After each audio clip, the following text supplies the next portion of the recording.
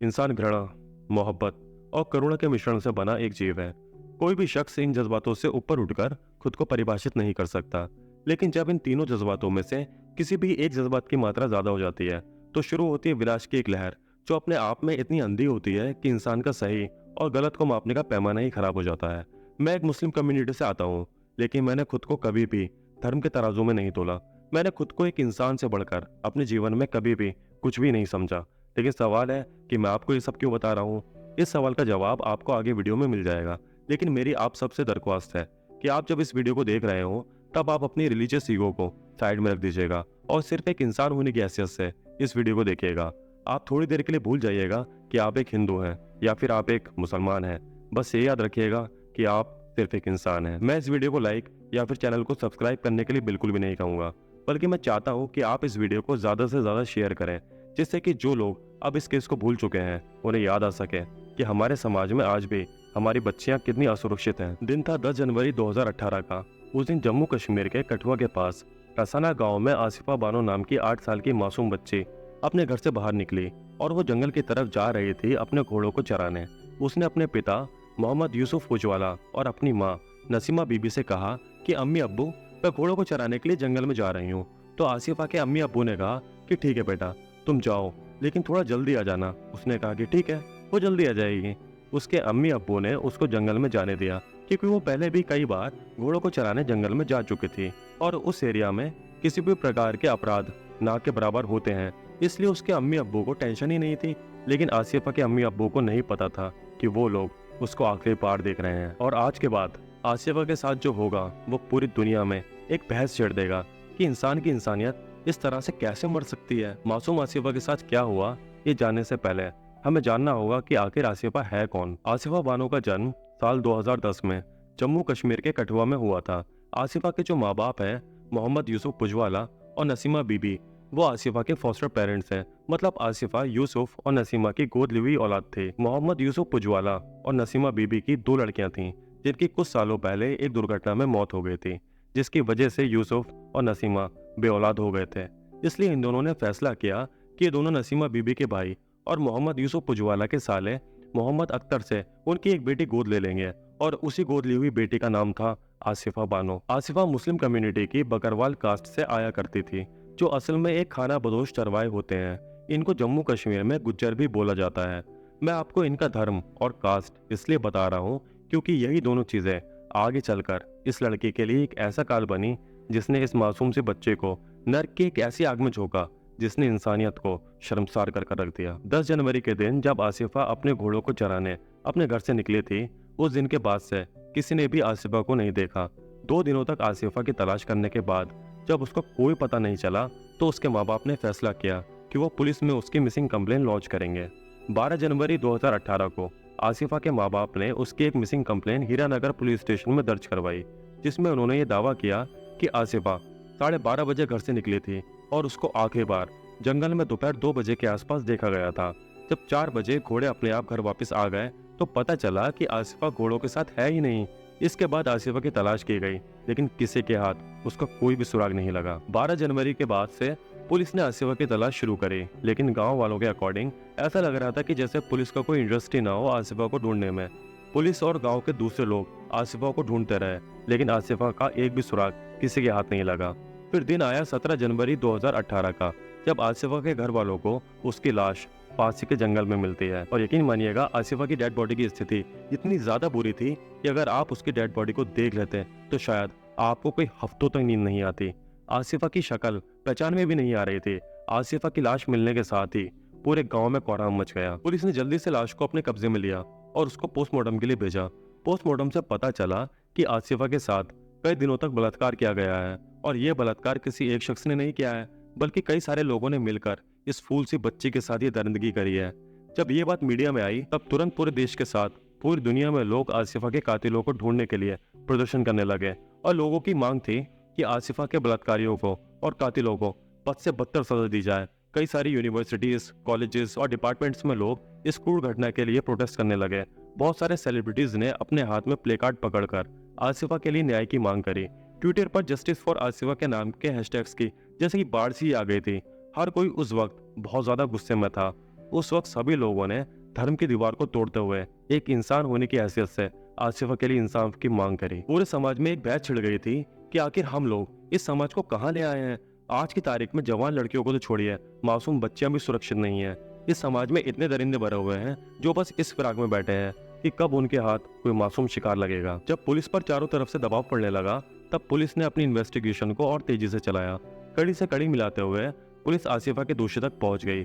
Police ने रसाना गांव के मंदिर, जिसका नाम देवस्थान है, उसके पुजारी और जम्मू कश्मीर के रिटायर्ड राजस्व अधिकारी सांजी राम को गिरफ्तार किया। जब पुलिस ने सांजी राम की अच्छे से खातिरदारी करी तो उसने पुलिस के सामने सारे पत्ते खोलने शुरू कर दिए। असल में आसिफा सांजी राम के निशाने पर बहुत पहले से थी। सांजी राम ने आसिफा को अगवा करने का प्लान बहुत दिनों पहले से ही बना रखा था, बस उसको तलाश थी तो सही मौके की। सांजी राम अपने भतीजे को आसिफा की हर मूवमेंट पर नजर रखने के लिए बोलता था कि वो कब अपने घर से बाहर जाती है, किसके साथ जाती है, कितनी देर के लिए बाहर जाती है और वो जंगल के किस किस हिस्से में जाती है। जब कई दिनों तक सांजी राम के नाबालिग भतीजे ने आसिफा का पीछा किया और उसका रूटीन नोट किया, तब 10 जनवरी 2018 के दिन सांजी राम ने अपने प्लान को एग्जीक्यूट करने के लिए अपने नाबालिग भतीजे और मुन्ना नाम के एक लड़के को आसिफा के पीछे भेजा। 10 जनवरी के दिन जब आसिफा अपने घर से घोड़ों को चराने के लिए निकली थी, तब जंगल में थोड़ा अंदर जाकर उसके घोड़े इधर उधर गुम हो गए। जब कोई शख्स किसी जानवर को चराने के लिए जंगल में जाता है तो अक्सर ही उसके मवेशी घास पत्ते चरने के लिए थोड़ा आगे निकल जाते हैं और ये बात बिल्कुल आम सी है। जब आसिफा के घोड़े गुम हो गए तो उन घोड़ों को आसिफा ढूंढने लगी। जंगल में थोड़ी देर घोड़े ढूंढने के दौरान वहां पर उसको सांजी राम का भतीजा और मुन्ना मिले। आसिफा से सांजी राम के भतीजे ने कहा कि तुम्हारे घोड़े जंगल में अंदर की तरफ चले गए हैं और उन्होंने उन घोड़ों को वहां जाते हुए देखा है। वो जानते हैं कि घोड़े कहाँ हैं, इसलिए वो दोनों आसिफा को उसके घोड़ों तक ले जाएंगे। अब 8 साल की मासूम आसिफा, उसको क्या पता था कि इन दोनों लड़कों के दिमाग में क्या चल रहा है। उसने इन दोनों पर यकीन कर लिया और वो चली गई इन दोनों लड़कों के साथ जंगल के अंदर। जब आसिफा इन दोनों के साथ जा रही थी तब ये दोनों लड़के उसको गलत तरह से छू रहे थे, जिस वजह से आसिफा को अंदाजा हो गया था कि ये लड़के उसके साथ शायद कुछ गलत करने वाले हैं। इसलिए आसिफा ने वहां से भागने की कोशिश करी, लेकिन वो 8 साल की मासूम बच्चे उन जवान दरिंदों के चंगुल से इतनी आसानी से कैसे भाग सकती थी। उन दोनों लड़कों ने आसिफा को गर्दन से पकड़ लिया और उसका मुंह दबाकर उसको जमीन पर पटक दिया। फिर सांजी राम के भतीजे और मुन्ना ने आसिफा को जानवरों के एक शेड में बांध दिया और उस 8 साल के बच्चे को इन दोनों ने तब तक पीटा जब तक वो बेहोश नहीं हो गई। और फिर इसी बेहोशी की हालत में इन दोनों लड़कों ने आसिफा के साथ बारी बारी से रेप किया। रेप करने के बाद दोनों लड़के आसिफा को जंगल से लेकर मंदिर देवस्थान में पहुंचे और मंदिर के अंदर एक टेबल के नीचे आसिफा के हाथ पैर बांधकर उसके ऊपर 2 प्लास्टिक कवर डालकर उसको कैद कर लिया। और सबसे ज्यादा दुख की बात यह है कि अगले ही दिन 11 जनवरी को आसिफा के माँ बाप मंदिर देवस्थान में पहुंचे थे और वहां पर उन्होंने मंदिर के पुजारी सांजी राम से भी बच्चे के बारे में पूछा था। तो पुजारी सांजी राम ने कहा कि हो सकता है आसिफा अपने किसी रिश्तेदार के यहाँ चली गई हो, लेकिन आसिफा उस वक्त जिंदा थी और उसी मंदिर में थी। लेकिन आसिफा के बुरे हालात, जो उसकी मौजूदगी की खबर उसके माँ बाप को नहीं मिल पाई। पुलिस के पूछताछ में सांजी राम ने बताया कि उसके इस प्लान में वो अकेला नहीं था, उसके साथ विशेष पुलिस अफसर एसपीओ दीपक Khajuria, head constable Tilak Raj, sub inspector आनंद दत्ता, पुलिस अफसर प्रवेश कुमार, सांजी राम का बेटा विशाल और सांजी राम का नाबालिग भतीजा भी इस पूरे रेप एंड मर्डर प्लान में शामिल थे। जिस दिन आसिफा को अगवा किया गया था उससे 3 दिन पहले यानी कि 7 जनवरी को सांजी राम ने पुलिस अफसर एसपीओ दीपक खजूरिया और दीपक के एक दोस्त विक्रम को मेडिकल शॉप पर भेजा और वहां से दीपक और उसका दोस्त विक्रम बेहोश करने वाली दवा एपिट्रिल लेकर आए। 11 जनवरी के दिन शाम को सांजी राम ने मंदिर देवस्थान के दरवाजे खोले और मंदिर के अंदर प्रार्थना स्थल पर आसिफा को लेकर आए। वहां पर सांजी राम ने जबरदस्ती आसिफा को एपिट्रिल की 3 गोलियां खिलाई, जिससे कि आसिफा बेहोश हो जाए और वो उनका किसी भी तरह से विरोध न कर पाए। फिर एक एक करके सांजी राम, एसपीओ दीपक Khajuria, head constable Tilak Raj, sub inspector आनंद दत्ता, पुलिस ऑफिसर प्रवेश कुमार और सांजी राम के भतीजे ने आसिफा के साथ रेप परफॉर्म किया। और इतना ही नहीं, सांजी राम ने अपने नाबालिग भतीजे से कहा कि वो सांजी राम के बेटे विशाल को फोन करे, जो कि उस वक्त यूपी के मेरठ में था, कि वो अगर आसिफा के साथ रेप करना चाहता है तो तुरंत रसाना आ जाए। विशाल ये खबर मिलते ही 12 जनवरी को सुबह 6 बजे रसाना आ गया और अब इन सब ने मिलकर रोजाना बारी बारी से एक एक करके दिन में कई बार आसिफा के साथ रेप किया। जब जब आसिफा होश में आती तो वो इनसे खाना मांगती, पीने के लिए पानी मांगती, क्योंकि इतने दिनों से ये लोग उसके साथ दरिंदगी कर रहे थे और उसने इतने दिनों से ना कुछ खाया था और ना ही कुछ खास पिया था। वो जब जब खाना मांगती तो ये लोग उसको नशे की गोलियां दे देते और वो पानी के साथ गोलियों को मजबूरी में निकल जाती। आसिफा को बस उतना ही पानी दिया जाता था जितना उसे नशे की गोलियां निकलने के लिए चाहिए होता था। अब आप आंख बंद करके अपने दिल पर हाथ रखकर खुद से पूछिए कि अगर आप आसिफा के रेपिस्टों की जगह होते तो क्या आपको जरा सी भी दया नहीं आती उस मासूम बच्ची पर? क्या आप लोग उस बच्चे को नहीं बचाते? क्या उस बच्चे के साथ ऐसा होते देख आप यूं ही देखते रहते? मैं जानता हूं कि आप में से सभी लोग उस बच्चे को बचाने के लिए खुद की जान दे देते, लेकिन उस बच्चे पर शायद आज भी नहीं आने देते। लेकिन इन दरिंदों का दिल आपकी और मेरी तरह नहीं था। ये लोग आसिफा के जिस्म को रोजाना किसी भूखे भेड़िए की तरह नोचते और उसकी मासूमियत के साथ रोजाना खेलते। इनकी दरिंदगी की याद बस यहीं तक नहीं थी, ये लोग मंदिर में 3 टाइम पूजा करते और जब ये लोग पूजा कर रहे होते थे तो ये लोग आसिफा को मंदिर के पीछे कमरे में नशे की हालत में बंद कर दिया करते थे। और जब ये लोग पूजा कर चुके होते थे तब ये लोग उसको पूजा करने वाली जगह पर लाया करते थे और फिर उसके साथ बारी बारी से रेप किया करते थे। जब कुछ दिन इन लोगों ने जी भरकर आसिफा के साथ दरिंदगी कर ली तब साजी राम ने कहा कि आसिफा को मारने का वक्त आ गया है। साजी राम के इशारे पर मन्नू, विशाल और सांजी राम का भतीजा आसिफा को मारने के लिए मंदिर से उठाकर जंगल की एक पुलिया के पास पहुंचते हैं। तभी ये बात एसपी दीपक खजूरिया को पता चलती है कि ये लोग आसिफा को मारने के लिए जंगल में ले गए हैं। तब एसपी दीपक खजूरिया सांजी राम के भतीजे को फोन करके कहता है कि रुको, आसिफा को अभी मारना मत। तो सांजी राम का भतीजा कहता है कि उसको हम क्यों ना मारें। तो दीपक खजूरिया कहता है कि आसिफा को मारने से पहले वो उसके साथ आखिरी बार रेप करना चाहता है। फिर दीपक खजूरिया वहां आता है और आसिफा के साथ रेप करता है।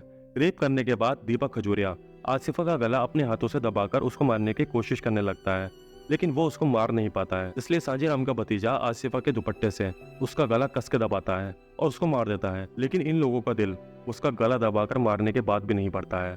उसकी मौत हो गई है ये कंफर्म करने के लिए सांजी राम का भतीजा आसिफा के सर पर एक बड़े पत्थर से 2 वार करता है। और जब उनको तसल्ली हो जाती है तो वो लोग आसिफा की लाश को ठिकाने लगाने के लिए एक कार ढूंढते हैं, लेकिन कार का इंतजाम नहीं हो पाता।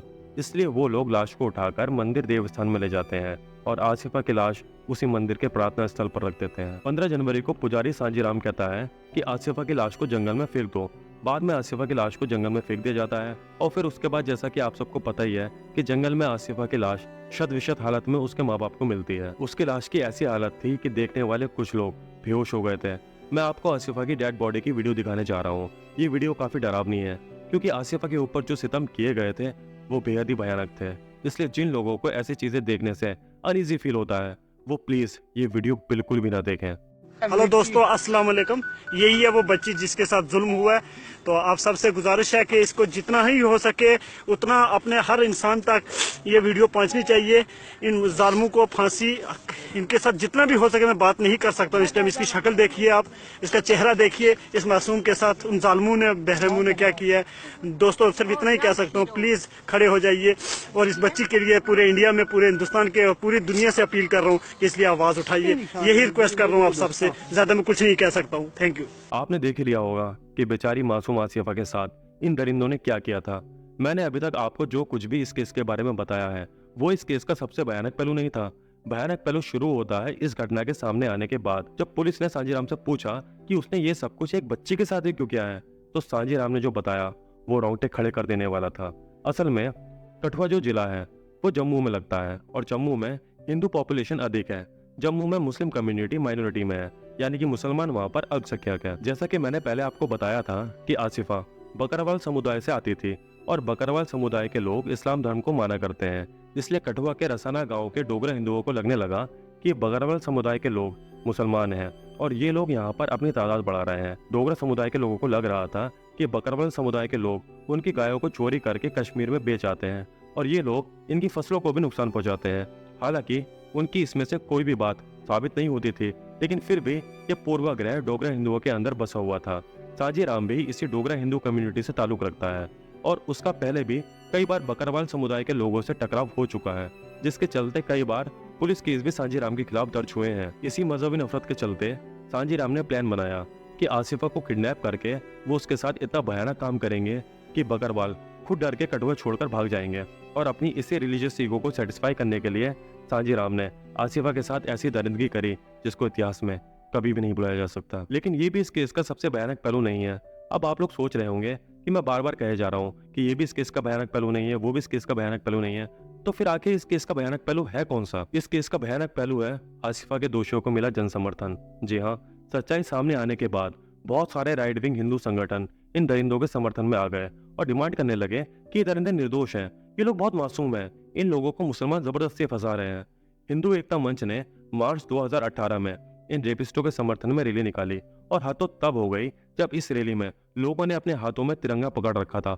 मतलब कितनी गंदी बात है कि रेपिस्टों के लिए तिरंगे का इस्तेमाल किया गया। बीजेपी के उद्योग मंत्री चंद्र प्रकाश और बीजेपी के ही वन मंत्री लाल सिंह चौधरी ने रेपिस्टों के समर्थन में रैली में शामिल होते नजर आए। ये मामला सिर्फ यही नहीं रुका, वकीलों ने भी रेपिस्टों का समर्थन किया। जब पुलिस कोर्ट में चार्जशीट दाखिल करने वाली थी तो वकीलों ने रेपिस्टों के समर्थन में विरोध करना शुरू कर दिया और पुलिस विरोधी नारे लगाने लगे। वजह सिर्फ इतनी सी थी कि सारे रेपिस्ट हिंदू थे। इस केस पर रिसर्च करते वक्त मुझे अजमेर सेक्स स्कैंडल की याद आ गई कि कैसे लोग फारूक चिश्ती के हाथ चूमा करते थे, ये जानते हुए भी कि वो एक रेपिस्ट है। उसी तरह ये लोग भी इन दरिंदों का समर्थन कर रहे थे, ये जानते हुए कि इन लोगों ने ही मासूम आसिफा का रेप किया है। मतलब दोनों ही तरफ के लोगों में अनसमर्थकों की कोई कमी नहीं है। बाद में पता चला कि कठुआ की बार एसोसिएशन के तार बीजेपी की राज्य इकाई से जुड़े हैं। हर तरह से इस पूरे केस को हिंदू बनाम मुस्लिम बनाने की तैयारी चल रही थी। जांच में सामने आया कि सांजी राम ने अपने भतीजे की मां के हाथों हेड कांस्टेबल तिलक राज को 1.5 लाख रुपए पहुंचवाए थे, क्योंकि head constable Tilak Raj police की सर्च टीम में शामिल था जो आसिफा को ढूंढ रही थी। लेकिन इस पूरे केस का एक तीसरा पहलू भी था और वो पहलू था एडवोकेट दीपिका सिंह रजावत। दीपिका सिंह रजावत ने सभी वकीलों के विरुद्ध जाते हुए आसिफा का केस अपने हाथों में लिया और पूरी ईमानदारी से आसिफा को इंसाफ दिलाने की लड़ाई दीपिका सिंह रजावत ने लड़ी। दीपिका सिंह रजावत एक हिंदू महिला है, अगर वो चाहती तो वो भी इस केस को न लेती, लेकिन दीपिका ने धर्म की दीवार को तोड़ते हुए इंसानियत की जो मिसाल पेश की है वो इतिहास में हमेशा याद रखी जाएगी। दिल्ली फॉरेंसिक साइंस लेबोरेटरी ने एविडेंस के 14 पैकेट्स की बेहद बारीकी से जांच की। इन एविडेंसेस में आसिफा के वजिनल स्वैप्स, हेयर स्टैंड्स, चारों रेपिस्टों के ब्लड सैंपल्स और आसिफा के फ्रॉक और सलवार पर लगी मिट्टी और खून के निशान शामिल थे। आसिफा के वजिनल स्वैप से सभी रेपिस्टों के डीएनए सैंपल्स मिलाए गए और जैसा कि होना ही था, आसिफा के लिए गए डीएनए सैंपल्स सभी रेपिस्टों के डीएनए सैंपल से मैच हो गए और मंदिर के प्रार्थना कक्ष में मिले हेयर सैंपल्स भी आसिफा और रेपिस्टों के हेयर सैंपल से मैच हो गए, जिससे आसानी से साबित हो गया कि आसिफा को मंदिर में लाकर इन्हीं लोगों ने उसके साथ रेप किया था। 16 अप्रैल 2018 को आसिफा के रेपिस्टों का ट्रायल शुरू हुआ और दीपिका सिंह रजावत ने आसिफा का पक्ष कोर्ट में रखा और साथ ही साथ उन्होंने हर सबूत को बेहद ही कड़ाई के साथ कोर्ट के सामने पेश किया, जिसका परिणाम ये हुआ कि 1 साल बाद 10 जून 2019 में कोर्ट ने 7 में से 6 आरोपियों को दोषी पाया और सांजी राम के बेटे विशाल जंगोत्रा को कानून और सबूतों की तकनीकी कमियों के चलते दोष मुक्त कर दिया। आसिफा की मां नसीमा बीबी ने कहा था कि आसिफा एक चिड़िया की तरह हमेशा चहकती रहती थी, वो हमेशा खुश रहती थी और जो लोग आसिफा के आसपास रहते थे वो भी उसको देखकर खुशी महसूस किया करते थे। नसीमा बीबी आगे कहती हैं कि आसिफा के अंदर हमारी सारी दुनिया बसती थी, उसके जाने के बाद हमारी वो दुनिया भी उजड़ गई। कोर्ट ने सांजी राम, दीपक खजूरिया और प्रवेश कुमार को 25 सालों की उम्र कैद की सजा सुनाई और साथ में सब पर 1-1 लाख रुपए का जुर्माना भी लगाया। वहीं तिलक राज, आनंद दत्ता और सुरेंद्र वर्मा को सबूत मिटाने की कोशिश के जुर्म में 5 सालों की सजा सुनाई और 8वें आरोपी सांजी राम के नाबालिग भतीजे पर जुवेनाइल कोर्ट में अलग से मुकदमा चलाया गया। हालांकि बाद में मेडिकल जांच में सामने आया कि सांजी राम का भतीजा 15 साल का नहीं था, बल्कि वो 19 साल का था। इस घटना के बाद आसिफा के माँ बाप कठुआ छोड़कर हमेशा के लिए कश्मीर चले गए। इस केस के अंत में मैं कहना चाहता हूँ कि कुछ लोगों ने अजमेर सेक्स स्कैंडल वाले वीडियो के कमेंट सेक्शन में कहा था कि अजमेर की दरगाह के खादिम परिवार के लोगों ने लड़कियों के साथ रेप किया है, इसलिए दरगाह को तोड़ देना चाहिए। हालांकि उन लड़कियों के साथ जो भी रेप की घटनाएं हुई थी वो दरगाह प्रीमिसेस में नहीं हुई थी, बल्कि दूसरी जगहों पर हुई थी जहां पर दरगाह का कोई लेना देना नहीं था। लेकिन आसिफा के साथ ये दरिंदगी मंदिर के अंदर प्रार्थना स्थल पर हुई थी, इसलिए कुछ लोग कहेंगे कि मंदिर को तोड़ देना चाहिए। मैं उन सभी लोगों से कहना चाहता हूँ जो लोग दरगाह या मंदिर को तोड़ने वाली बातें करते हैं वो जान लें कि इन सब घटनाओं में किसी दरगाह, मंदिर, मस्जिद, चर्च या गुरुद्वारे का कोई दोष नहीं होता है। अगर मांझी राम ने अपने धर्म ग्रंथों को सही में पढ़ा होता और हिंदू धर्म ग्रंथों में लिखी अच्छी बातों को सच में अपनाया होता तो वो कभी भी ऐसा घृणित काम नहीं करता, बल्कि वो आसिफा की जान और आबरू की हिफाजत करता। वहीं अगर फारूक चिश्ती ने वास्तव में कुरान का अर्थ समझा होता तो वो कभी भी उन लड़कियों के साथ रेप जैसी घटनाओं को अंजाम नहीं देता। अगर ऐसा सच में होता तो अजमेर में वो लड़कियां हंसी खुशी रह रही होती और कठुआ में आसिफा आज हमारे बीच होती। हमारा ये फर्ज बनता है कि हम अपने मजहब और जाति से ऊपर उठकर इंसाफ की बात करें, हक की बात करें, दबे कुचलों के साथ कंधे से कंधा मिलाकर उनको आगे बढ़ाएं और जब भी समाज में किसी भी शख्स के साथ कुछ भी गलत हो तो सिर्फ एक इंसान की हैसियत से सामने वाले का सहारा बने। इस वीडियो का अंत करने से पहले मैं स्वामी विवेकानंद और इस्लाम के संस्थापक मोहम्मद साहब के कुछ विचार आपके सामने रखना चाहूंगा जो उन्होंने महिलाओं के प्रति रखे थे। स्वामी विवेकानंद कहते हैं, जब तक महिलाओं की स्थिति में सुधार नहीं होगा तब तक विश्व में कल्याण की कोई संभावना नहीं है, क्योंकि एक पक्षी के लिए एक पंख पर उड़ना संभव ही नहीं है। वहीं मोहम्मद साहब कहते हैं, केवल एक सम्मानी पुरुष ही महिलाओं के साथ सम्मान और निष्ठा से व्यवहार करता है और केवल एक नीच और बेईमान पुरुष ही महिलाओं को दबाता है और अपमानित करता है। मैं उम्मीद करता हूँ कि आने वाले वक्त में इन महापुरुषों से हमारे समाज के लोग सीख लेंगे और दुनिया को एक बेहतर दुनिया बनाएंगे। इसी संदेश के साथ आज की वीडियो यहीं पर खत्म होती है। अब आपसे मुलाकात होती है किसी नए केस के साथ। तब तक के लिए बी हैप्पी, बी विजिलेंट।